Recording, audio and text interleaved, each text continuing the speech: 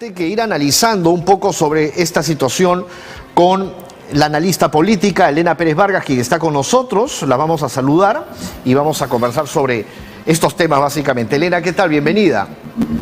¿Cómo estás, Mario? Muy buenas tardes, gracias por la invitación y saludar a toda tu teleaudiencia. Elena, bueno, lo que yo decía al inicio, ¿no? Esta caída, obviamente, los bajos índices, los pobrísimos índices de Perú Libre, que es el partido de gobierno, y también de Fuerza Popular, pues tendrían que ver algo con las elecciones pasadas, porque la gente está cansada, porque está cansada de lo mismo. Sí, a ver, aquí hay dos cosas que tenemos que diferenciar, ¿verdad?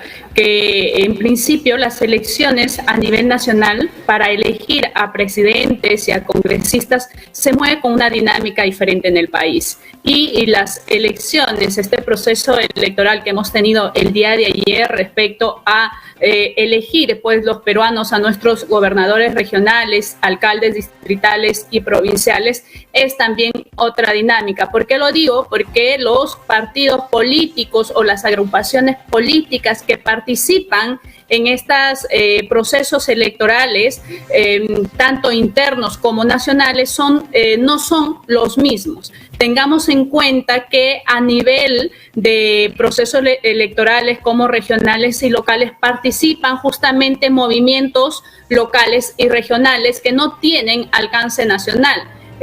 Lo que pasa pues con las organizaciones políticas de partidos que tienen el alcance nacional y que sí participan tanto en este tipo de elecciones y también para elegir pues a presidente y congresistas. Si bien es cierto, aquí hay algo que no solamente estos dos partidos que, como bien ya lo vienen señalando, habrían sido los perdedores de esta jornada, que sería Perú Libre y Fuerza Popular, me parece que la lectura no va tanto por allí, porque tengamos en cuenta también que la identificación del peruano no es tanto por la agrupación, sino por quienes van como candidatos en representación de esos partidos. Importante justamente lo que tú mencionas, ¿no? Sin embargo, estamos claros, hemos visto partidos ya tradicionales que también han sido dejados de lado, ¿no? Por ejemplo, partidos que pues no han pintado nada en estas elecciones. Lo que ha arrasado, y hemos podido observar así en muchos de los distritos de Lima, por ejemplo, es Renovación Popular, Podemos y Alianza para el Progreso. Llama mucho la atención, por ejemplo, que César Acuña, quien ha sido duramente criticado en los últimos meses y hasta cuestionado, pues haya resultado ser ganador en el gobierno regional de La Libertad. ¿Qué te explica esto? Sí, pues ahí justamente va lo que venía diciendo, ¿no? Lo que venía señalando hace un momento. Es el tema de que César Acuña es más por la persona que por el partido político. Es más por la persona que por el partido político. Tengamos en cuenta que le costó la presidencia, ¿no? Al partido de César Acuña, la presidencia del Congreso, censuraron o vacaron a Lady Camones, ¿no? Como presidenta del Congreso. Muchos pues analizan que fue apresurado, que los congresistas declinaron a una presión del gobierno o que el gobierno habría infiltrado al partido de César Acuña, y bueno, en ese momento, en ese contexto se definió. El Congreso vacó a Lady Camones, fue como un castigo político a la acción, digamos, autoritaria dentro de su partido, y ahí hay algo ahí, ¿no? Que Lady Camones no pidió, digamos, en este caso, que le puedan dar esa capacidad de que ella se aleje un poco del partido y pueda hacer, en ese caso, desarrollarse solo como presidenta y de manera independiente, porque representaba pues a 130 congresistas. Entonces, exacto, ¿cómo entender al electorado peruano en este caso, ¿no? Que César Acuña, ¿no? Es un tema bastante... ¿Y qué te explica a ti también, por ejemplo, ayer conocer resultados de Ipsos, de conteo rápido al 100%, que daba el mismo porcentaje para ambos candidatos, y que luego, ¿no?, la OMPE da resultados oficiales al 40 y tantos %, en donde a Urresti pues se le veía adelante, y luego durante la madrugada, a partir de la medianoche en adelante, ya los resultados empiezan a cambiar. Yo quiero hasta ahora yo no entiendo realmente a las encuestadoras, y es algo que yo tengo ahí mis dudas, ¿no? ¿Cómo tú ves, por ejemplo, el panorama de las encuestadoras en nuestro país? ¿Debería existir un cambio porque han fallado, han patinado? No, de repente pasa por el aspecto de que tienen que ir regulándose y modificando sus muestreos, ¿no? Y las zonas donde ellos van y toman estas muestras, y tengamos en cuenta que son pues pequeños porcentajes de la población los cuales van, hacen el estudio, toman la muestra y ellos arrojan un posible resultado, pero esos son indicadores que, si bien es cierto, muchos de estos procesos electorales han dado, digamos, con los resultados, pero no han coincidido tal como ellos lo han venido señalando. Eso sí ya se ha podido constatar en estos 3 últimos procesos electorales sobre todo. Sin embargo, también creo que son importantes porque desarrollan, digamos, aspectos estadísticos de estos procesos electorales que sirven tanto a la población y también a las agrupaciones políticas para que se vayan regulando en el proceso electoral mismo, en la campaña política que estos mismos tienen, y también es una forma de hacer escuchar a algunos sectores de la población cuáles son pues sus prioridades y a qué tipo de candidatos tienen mayor ellos alcance.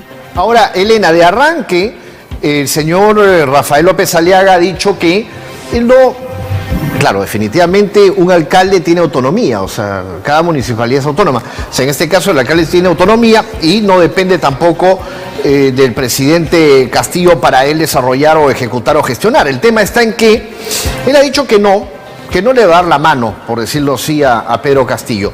¿Te parece a ti que ese es un buen gesto, que es un gesto correcto, que está en el camino correcto, o debería existir algún acercamiento, sabiendo que el antecedente obviamente es de diferentes puyazos? Sí, a ver, no.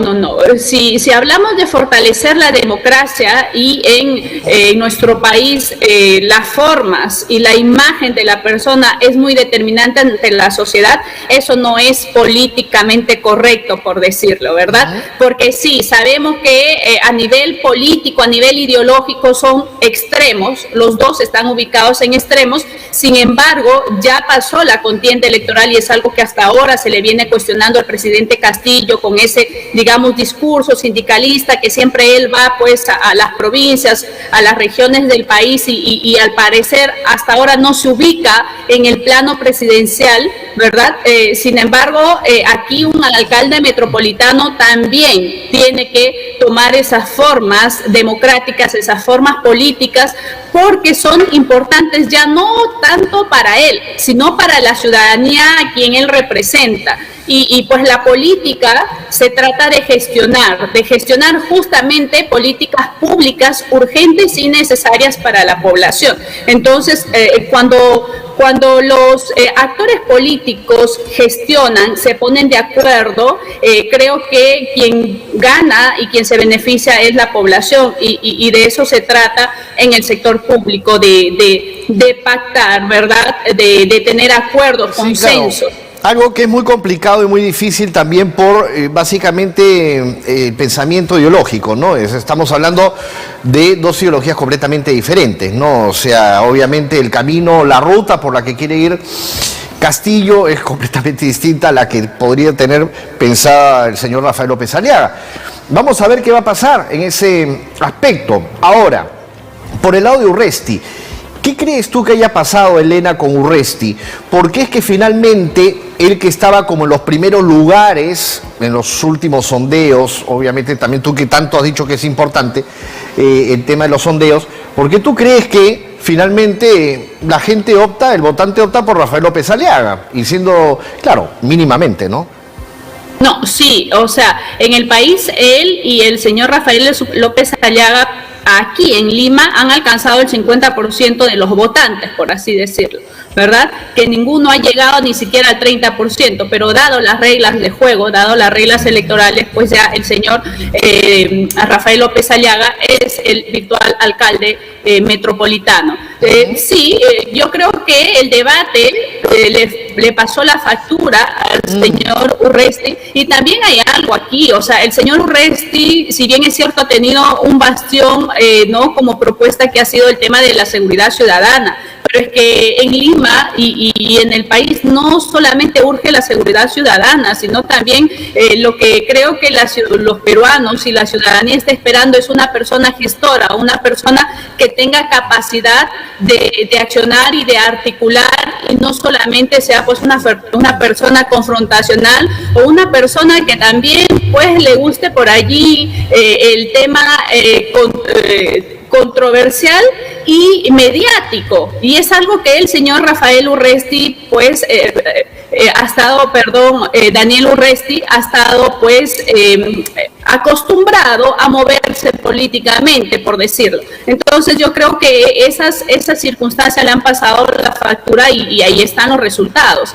Pero también hay otro aspecto importante, que el señor Daniel Urresti en los últimos, digamos, 15 días, él se mantenía de manera muy óptima, y creo que estuvo un poco estático y no se movilizó, digamos, a todos los sectores como debió ser con todos los candidatos hasta el último día de la campaña. Claro. Sabemos que la población peruana es bien indescifrable realmente en estos procesos electorales. Elena, otro punto, y en el caso de George Forsyth, por ejemplo, él tuvo como un desaire.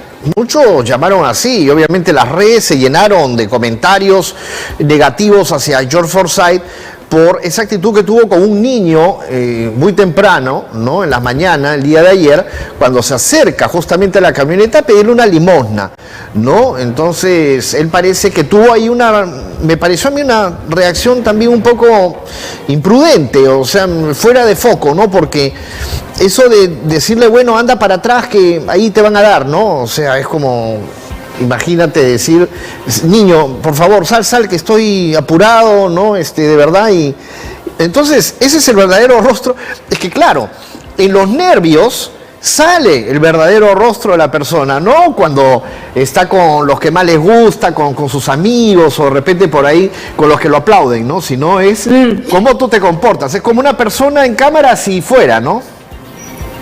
Sí, lo que pasa también es que los candidatos presidenciales y justamente los candidatos en estos procesos electorales tienen que estar pues muy bien asesorados, y tienen que estar definitivamente atentos a toda acción, a todo acto que ellos puedan tener injerencia, porque la población nos está mirando de diferentes ángulos. Ajá. Y tengamos en cuenta que ahora no solamente los medios de comunicación tradicionales, estos señores que ahora creen tener no en sus manos la verdad, sino que también ahora existen diferentes medios de comunicación, como justamente el que estamos nosotros el día de hoy llegando a la población, y que los candidatos deberían tenerlos en cuenta. Y no solamente los candidatos, Mario, sino también cualquier actor político. ¿Por qué? Porque de eso se trata. Estamos en pleno siglo XXI, donde la tecnología abarca ya más del 80% a nivel mundial de la población, y donde casi toda la población también tiene acceso. Entonces, las personas pues estamos bajo el escrutinio público, mucho más pues las personas que ejercen o desean ejercer un puesto público en el país. Yo como digo, tenemos drones y ojos por todas partes, ¿no? Vamos a una pausa y vamos a retornar con Elena, ¿no? Para seguir conversando acerca de la coyuntura actual política en la que nos encontramos, porque esto podría ser el inicio de un cambio, así ustedes no lo crean, desde la alcaldía de nuestro país. Volvemos con este tema. A ver, ¿tú crees conveniente, viendo este panorama? Ya bueno, hemos hablado, por ejemplo, del presidente Pedro Castillo, a pesar de que hay autonomía en cuanto a lo que tiene que ver con las alcaldías, pero el hecho de tener en cuenta a Daniel Urresti y a George Forsyth, quienes obviamente han sido pues los que le han seguido a Rafael López Aliaga en estas elecciones, el poder trabajar con ellos quizás en diferentes temas, en diferentes aspectos. Sí, Rafael López Aliaga... Como gesto.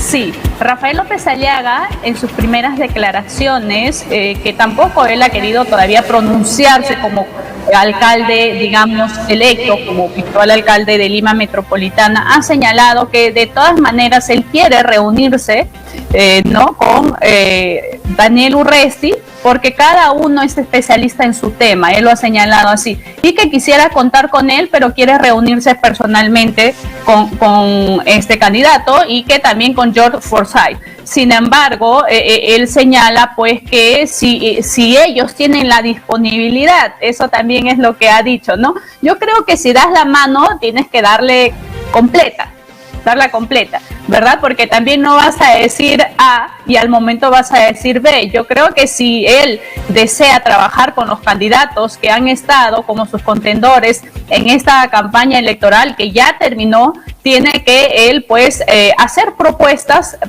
viables y también tenderles la mano como corresponde. Y sobre todo ver sus planes de gobierno que tenían ellos para Lima Metropolitana y encontrar los consensos, ¿no?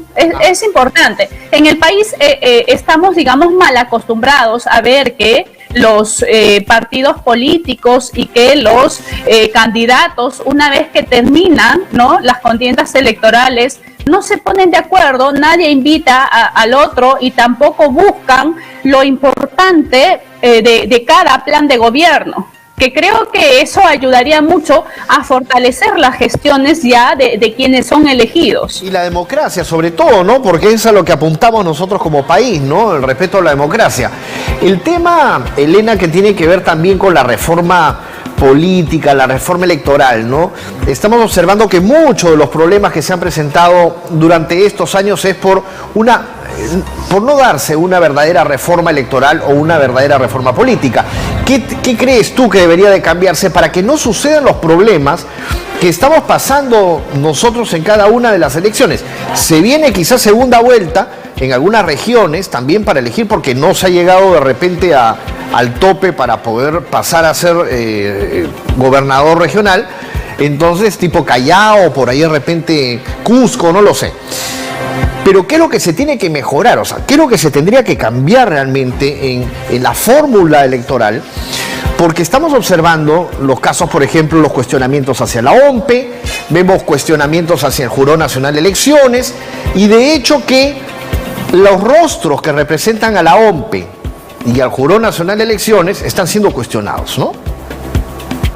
Sí, lo que pasa aquí, Mario, hay un tema muy determinante en el país, que es el tema del fortalecimiento de los partidos políticos que ya prácticamente no existen. ¿Por qué? Porque los partidos que conocemos tradicionales y de alcance nacional ya han perdido justamente, valga la redundancia, ese alcance nacional. Y no porque no tenga sus cédulas a nivel regional, a nivel del interior del país y aquí en Lima, sino porque a través de las gestiones que en su oportunidad han tenido ellos, ¿no? A través del voto popular, no han desarrollado lo que realmente prometieron. Entonces la población les ha quitado ese apoyo. Y otro de los temas importantes es la corrupción. La corrupción que se ha hecho transversal y, por decir, se ha institucionalizado. Entonces es algo muy fuerte y muy delicado también, que está afectando, pues, afecta en resumidas cuentas, claro, a los ciudadanos, al país en general, ¿no? Porque si no se encuentran esos mínimos propósitos institucionales, ¿no?, para que puedas adelante las gestiones que quienes representan, pues no, quien pierde es la sociedad. Entonces, aquí las reformas políticas urgentes que necesita el país es en el plano electoral. En el plano electoral, efectivamente, y el Congreso debe a la población esa reforma. ¿Por qué? Porque va a venir las elecciones presidenciales en el 2026, que esto pasa rapidísimo, y pues esas reformas urgen, pero también reformas que no solamente tienen que ser consultadas a la población, sino también reformas que sean viables en el contexto en el que nos encontramos y también viables en nuestro escenario político y midiendo la idiosincrasia social en nuestro país, porque tampoco vamos a querer importar reglas o normas que no se acomodan a nuestra estructura social, ¿no? Entonces el país también tiene que ver desde ese punto de vista todos nuestros legisladores. Así es. Y bien, tú remarcabas, ¿no?, este tema de los partidos políticos, ¿no? Aquellos que también se forman solamente por un tiempo y finalmente pierden vigencia y por ahí tampoco se llegan a completar o no tienen la base sólida, ¿no?, de un verdadero partido político. Pero claro, yo escuchaba ahora más temprano también por ahí a una congresista que con una muy buena idea, ¿no?, que por qué, a ver, si hay partidos sólidos, ¿por qué no captan muchas veces? Así como se hace, por ejemplo, en el Congreso de la República con algunas bancadas que se fusionan, yo digo, ¿por qué no hay partidos políticos también que puedan captar quizás la fortaleza de uno, con los mismos ideales, obviamente, ¿no? Que la fortaleza de uno, no por ahí de otro partido, para hacer un solo bloque, ¿no? Porque acá tenemos muchos partidos políticos y muy pocos han funcionado, esa es la verdad. Muy pocos han funcionado, más allá de los tradicionales, como el APRA, Fuerza Popular, Acción Popular, ¿no? Y en su momento fue Perú Posible. Pero ahora hay, por ejemplo, el Partido Morado, hay que decirlo así, no pintó nada tampoco en estas elecciones. De verdad que para mí hicieron un papelón, o sea, así como Perú Libre también. Entonces, claro, movimientos obviamente Perú Libre regionales que se fueron formando grandes, pero Partido Morado, por ejemplo, ¿no? Sí, Mario, aquí hay también un tema muy importante.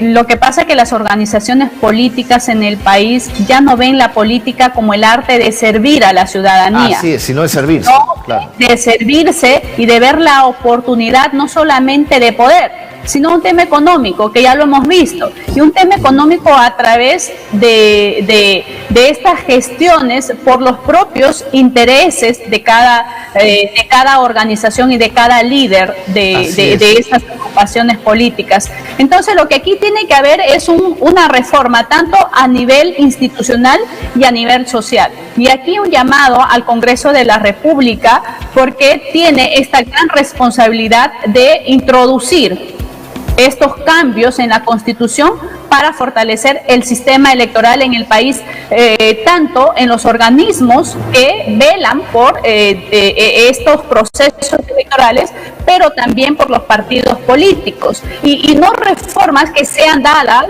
a gusto y a medida de quienes quieran proponer, como en su momento el señor Martín Vizcarra introdujo, sino tiene que ser medidas, como lo señalaba hace un momento, que se acomoden a la estructura político-social del país, no a las medidas pues de los intereses o ambiciones de poder de ciertos personajes o agrupaciones. Claro, y Vizcarra, pues parte de toda la culpa esta parte de Vizcarra, ¿no? Por su sí, no. Finalmente, no, claro.